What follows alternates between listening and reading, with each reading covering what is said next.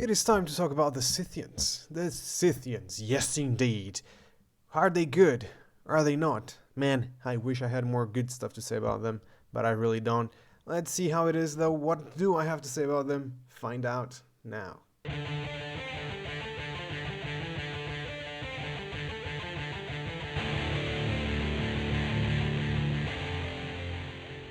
Welcome everybody to the Scythian campaign. Here we are on the ground looking at this beautiful territory that is so extensive, where every single little village is isolated with 3 small towns and a town right here. That is our capital with 2,500 people. We have then the other 3 cities, or should I say towns. They are pretty much just tier 1 here, and they have just 1,800 people. So they're pretty small, and you're gonna have some trouble growing Campus Sarmate and Campus Alani because their population growth is a lot lower than the others.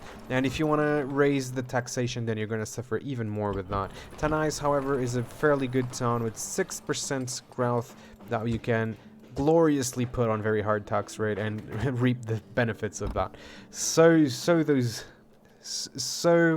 reap what you sow. You sow the seeds of taxation and you reap them later. I don't know why I said that. Anyway, guys.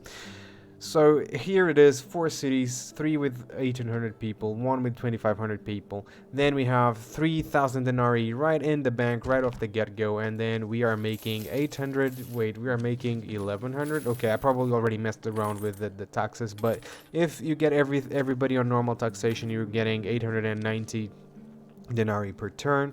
If you put everybody on very hard, you're going to be making 1,900 denarii per turn, which is pretty nice. As we said already, big landmass, and it will take you several turns to get any unit anywhere.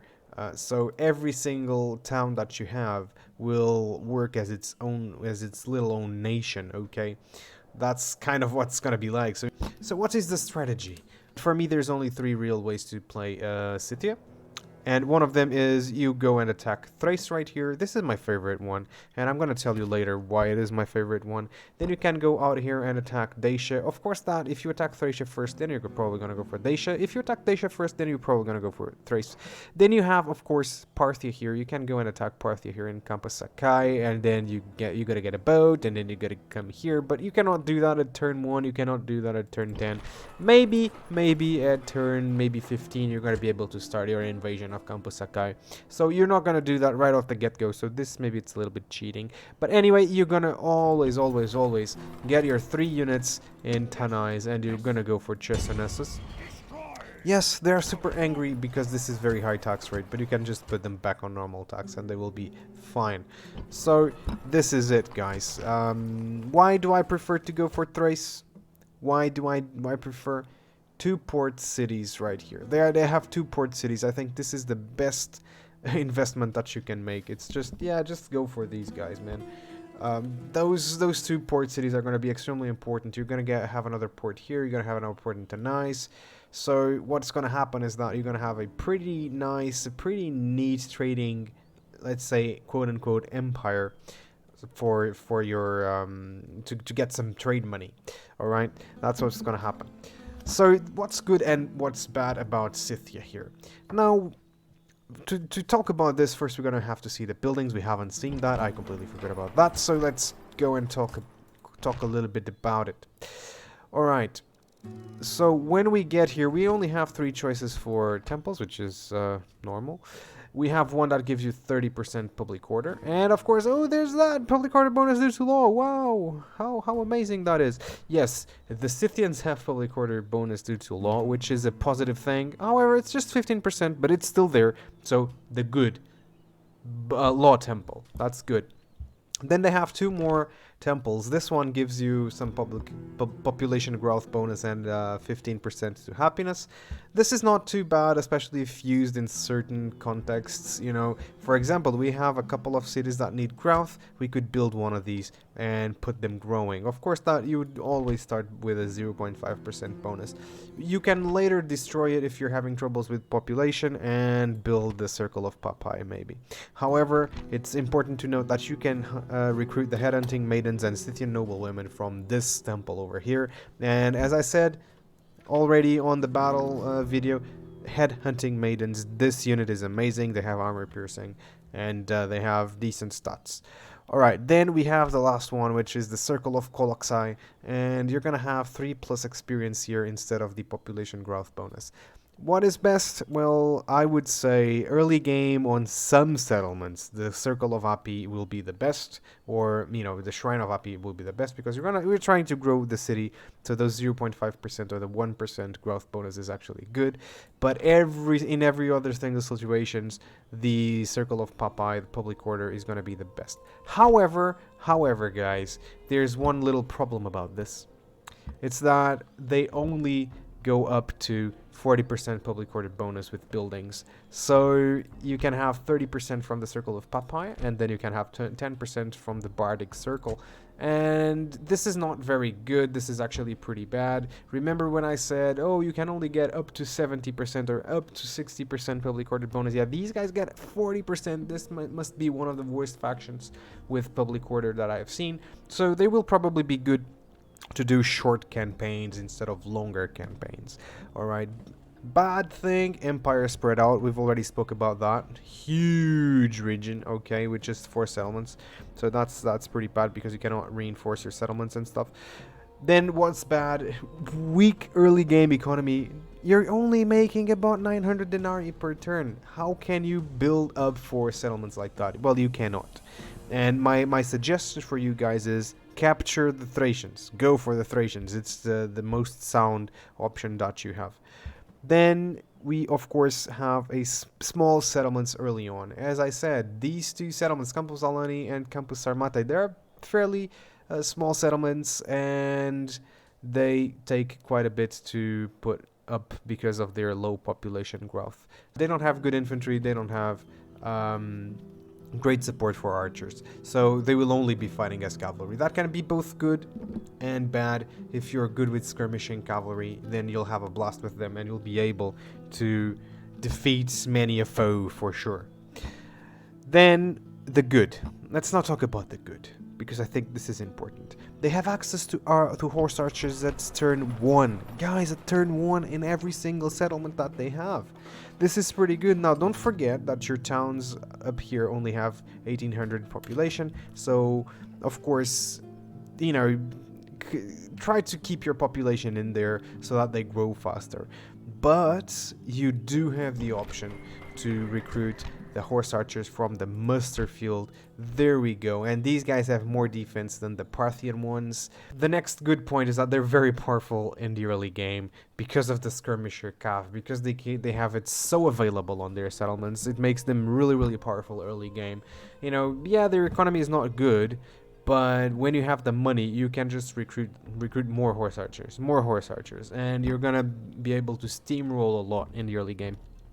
Once you get to the mid game, it's starting to get more difficult. Once you get to the late game, it's going to be pretty difficult because everybody has really well armored units. And yes, you have the headhunting maidens, but you have to get them from a building, and you might want other buildings because of the public order that you might have, the issues that you might have late game. And of course, if the units are not very well armored, then the headhunting maidens can do a lot of damage because they will ignore half of the armor. But if you get, for example, the cataphracts, they already have a lot of armor, like 18 armor on those guys, so you'll still have to deal with 9 armor on them. So it's still difficult to fight. Cataphracts destroy headhunting maidens, for example, and many other units will do the same to them, especially if you're fighting against spear factions. Anyway, so yeah, definitely late game is going to be difficult on the battlefield for sure, and you have to note that down. Then they don't have a lot of enemies. Of course, their main enemies are the Dacians and the Thracians. Why? Well, because the Armenians are not going to attack you. Your settlements are just over 7 turns away, about 8 to 10 turns away for the Armenians. And the Parthians, they might attack you. That's why I think you should just get an alliance with them on the first turn. That's what I think. And of course, their immediate enemies are not very difficult. These guys have low armor, and in the early game you have access to the horse archer. Low armor, it's hit by arrows. Low armor will of course lose a lot of troops very quickly. So you guys, definitely, the Scythians are a very fun campaign to play. If you're looking for a short campaign, you know, just try out the Scythians. So what tier will the Scythians have, guys? This is very hard. This is very tough to decide, man. I'm recording this and I've already given them other tiers other than the one that I'm gonna finally give them.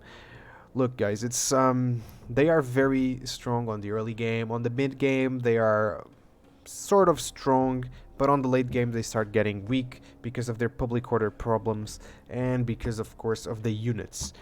They will not be able to defeat very well armored units at that point. You know, you're going to be fighting the Romans, you're going to be fighting Parthians or Seleucids or something like that, and it's going to be very, very difficult once you're fighting against armored units to actually defeat them with arrows. As such, I don't think I can say, oh, they are a very strong faction. Well, they are very strong in the beginning, but then they lose strength over time. Alright, so I believe, you know, considering their economy problems, considering their population problems in the beginning, considering that, you know, to actually be able to control armies of horse archers, you actually have to be decent in microing, which, you know, admittedly I'm not very good, but, you know, I've had some success with it. But I'm still learning, and you're gonna need all of that. So I think that the Scythians, of course, in the hands of an experienced player, they can do amazing things, and they can go all the way up to a B or an A tier even.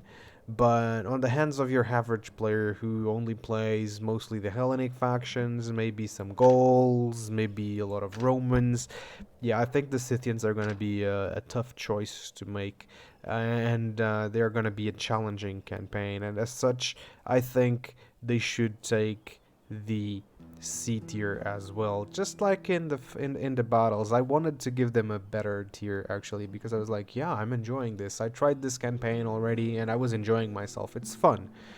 But ultimately, you know, they rely on the horse archers, and as soon as the horse archers stop being effective, then you're gonna start having trouble. Even though they can have the noble horse archers, you're gonna start having trouble. Anyway, guys, thank you so much for watching. I'll see you guys on the next video, and don't forget, like the video if you did like it, comment the video if you don't agree, or if you agree, you know, whatever, just, you know, leave a comment. Why not? It helps.